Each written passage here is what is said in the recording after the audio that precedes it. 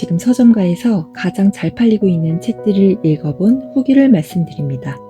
세 권 모두 정말 장르도 다르고 주제도 다르고 다 달라요. 근데 공통점이 있더라고요. 지금 시대를 살아가는 우리가 꼭 한 번쯤은 마주해야 할 질문들을 던져준다는 그런 이유 때문에 아마 서점가에서 꽤 오랫동안 베스트셀러 자리를 차지하고 있는 게 아닌가. 베스트셀러에 랭킹된 책들 중에서 제가 완독한 책들 3권을 뽑아서 말씀드리겠습니다.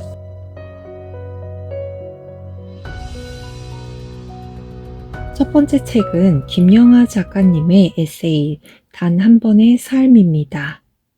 제가 정말 좋아하는 김영하 작가님께서 되게 오랜만에 에세이를 내셨어요. 아마 제 기억으로는 여행의 이유가 2019년? 그때 발행됐던 걸로 기억하는데 지금 25년이니까 상당히 시간이 지났죠.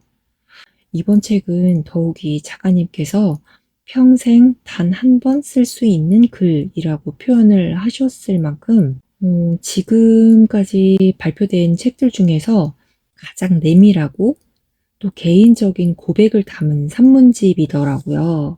어렸을 적 이야기부터 부모님 이야기나 지금 현재 글을 쓰고 있는 시간들까지 작가님의 그 기억에 사색을 더한 어떤 일들을 정말 모자라지도 않고 남지도 않는 언어로 풀어낸 밀도가 높은 글들의 모음입니다.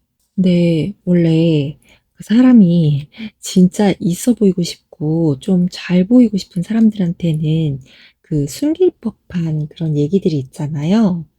근데 요번에 책에서는 그런 얘기들도 마치 작가님의 고백록을 보는 것 같은 기분이 들게끔 다 쓰셨더라고요.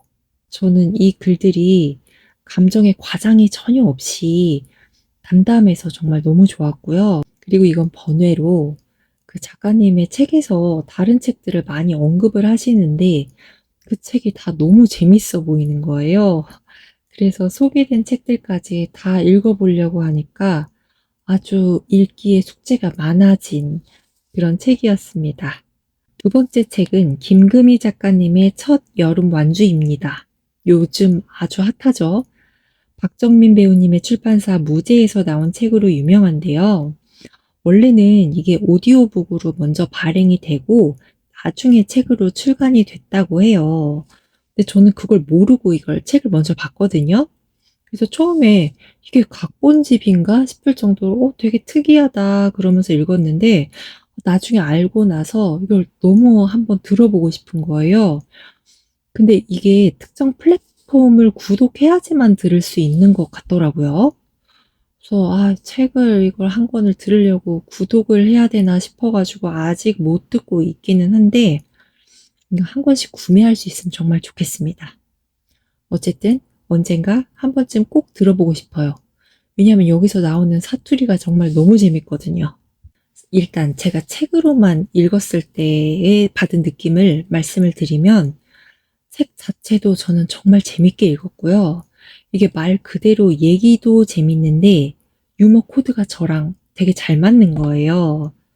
내용도 내용인데 그 충청도 사투리가 약간 그 시크하면서도 따뜻한 온냉탕을 왔다 갔다 하는 것 같은 그런 느낌을 주는 그 포인트가 있어가지고 개그 소재로도 많이 활용이 되잖아요.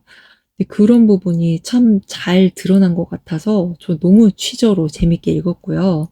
간단하게 줄거리를 말씀을 드리면 이 주인공이 같이 살던 룸메 언니한테 돈을 떼어요. 그래서 거기서 계속 살기가 지금 힘들어진 상황이 됐어요. 직장도 좀 생활이 여의치가 않아가지고 직장도 못 다니게 되고 그래서 주인공이 무작정 그 언니 집이 완주였는데 거기로 찾아갑니다. 찾아갔다가 또 별 생각 없이 그 언니의 엄마랑 얘기를 나누다가 그 집에서 그냥 살게 돼요. 그러면서 이제 그 마을에서 겪게 되는 어떤 일들을 그린 소설이거든요.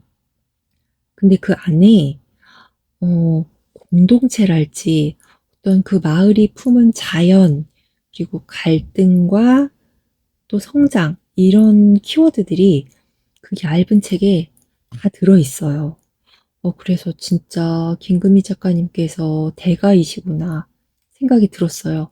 이 많은 키워드를 진짜 하나도 제대로 담기가 힘든데 이 얇은 책에 그걸 다 담아내고 독자로 하여금 생각하게끔 하는 걸 보고 아, 정말 대단하신 분이구나 싶어서 저는 그 전작 대운실 수립 보고서를 아직 못 읽어봤어요. 근데 그 책을 꼭 한번 사서 읽고 싶어질 만큼 좋은 소설이었습니다. 아, 그리고 여기에서 나무가 아주 커다란 나무가 하나 등장하거든요. 그 책 뒤에서 작가님 이야기를 보니까 이 나무가 수잔 시마즈의 어머니 나무를 찾아서라는 책에서 가져와서 형상화했다고 하시거든요. 근데 저는 그 책을 궁금해서 사놓고 읽지를 못하고 있었습니다. 이번 기회에는 꼭 한번 읽어보려고요. 왜냐면 그 책의 문장 중에 살아있는 것들이 살아있는 것들을 돕고자 하는 마음 이런 구절이 나오거든요. 근데 그걸 조금 더 소설보다 진하게 느껴보고 싶어서 이 책을 조만간 읽어볼 계획입니다. 마지막 책은 AI 관련된 책인데요. 이선 몰릭의 듀얼 브레인이라는 책입니다. 이선 몰릭은 현재 와튼스쿨의 교수이면서 생성형 AI 연구소의 공동 디렉터로 활동 중이신 분인데요. 2024년에 타임지가 선정한 AI 분야에서 가장 영향력 있는 인물 중에 한 명으로 뽑히기도 하셨습니다.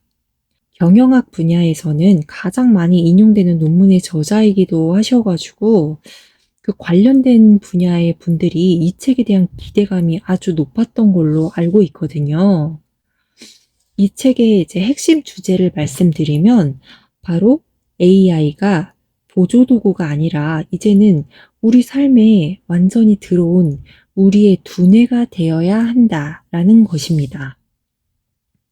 듀얼 브레인이라는 책 제목 그대로 인간의 뇌랑 AI의 뇌가 함께 사고하고 문제를 풀어가는 시대에 우리가 과연 어떻게 살아가야 되는지에 대한 질문, 그리고 거기에 대한 답을 적어 놓은 책이에요. 제가 이 책을 읽으면서 제일 좋았던 거는 요새 AI가 굉장히 핫하고 많이 회자되기는 하지만 사실 AI를 처음 접하시는 분들도 많거든요.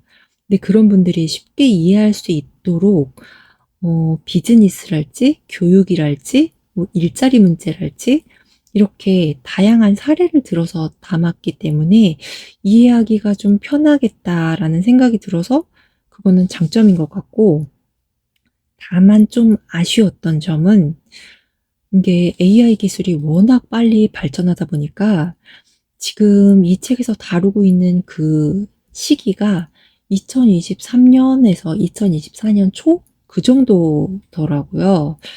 그래서 약간 지금 최신 트렌드를 좀 담지 못하지 않았나 그런 생각이 들어서 조금 아쉬웠습니다. 그러니까 AI를 깊게 공부하신 분들한테는 좀 도움이 안 될 수도 있을 것 같아요. 내용이 너무 좀 개괄적이라는 생각이 들기는 합니다. 하지만 앞서 말씀드렸던 대로 AI를 처음 이해하고 싶거나 AI와 어떻게 공존할 것인가 라는 근본적인 질문에 대해서 생각을 좀 해보시고 싶은 분들에게는 아주 유용한 책이 될 것 같습니다. 저는 다른 부분보다 교육 부분이 좀 인상 깊었어요.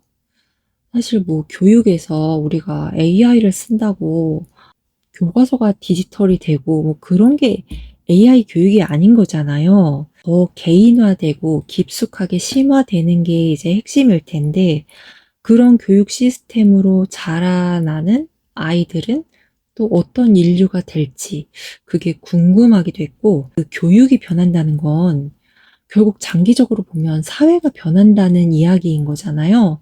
그런 부분 때문에 좀 더 많은 생각을 해볼 수 있게 되는 부분이었던 것 같습니다.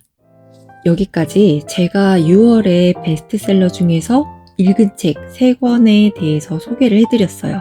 첫 번째는 단 한 번의 삶, 두 번째 첫 여름 완주, 그리고 세 번째 듀얼 브레인이었는데요.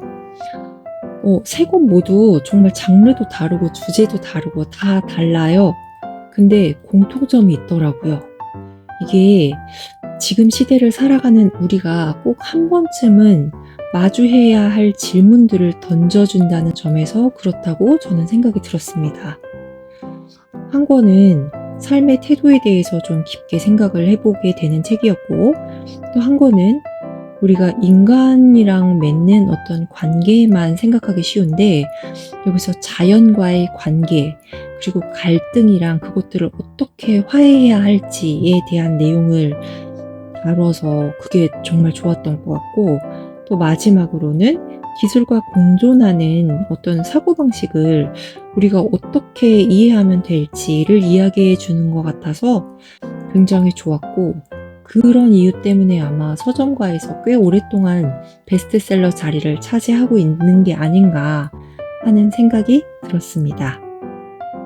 이 영상을 보시고 나도 한번 읽어봐야 되겠다 라는 생각이 드셨다면 저는 그걸로 정말 의미 있고 기쁠 것 같고요. 여러분의 선택에 제 영상이 조금이라도 도움이 되었기를 바랍니다.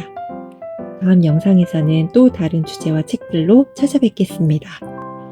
더 좋은 책들과 아주 신선한 여름의 시작이 되시길 바랍니다. 감사합니다.